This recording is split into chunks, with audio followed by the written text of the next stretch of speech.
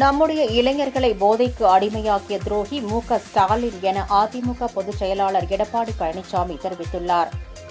சென்னை அம்பத்தூரில் நடைபெற்ற மக்களை காப்போம் தமிழகத்தை மீட்போம் எழுச்சி பயணத்தில் பேசிய அவர், முதலமைச்சர் ஸ்டாலின் மதுரையில் பேசும்போது தன்னை துரோகி என்று கூறியுள்ளார். யார் துரோகி? ஸ்டாலின் தான் துரோகி என்றார்.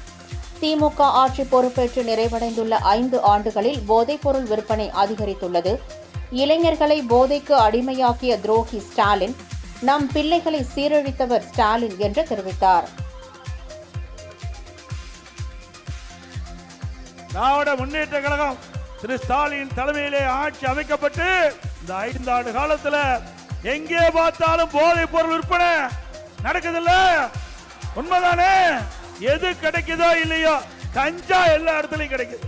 இன்றைக்கு இளைஞர்களை, மாணவர்களை, பொதுமக்களுக்கு போதைக்கு அடிமையாக்கிய துரோகி திரு ஸ்டாலின் அவர்கள். நாம் அழகழகாக வளர்த்த நம்முடைய பிள்ளைகளை சீரழித்தவர் இன்றைக்கு நாட்டை ஆண்டு கொண்டிருக்கின்றாரே திரு ஸ்டாலின் அவர்கள். மாநிலத்தில் முதலமைச்சர் இருக்கிறாரே திரு ஸ்டாலின் அவர்கள். பல முறை எடுத்து சொன்னேன், அவர் செவிசாய்க்கவில்லை. தமிழகத்தில் போதை நடமாட்டம் அதிகரித்திருக்கின்றது.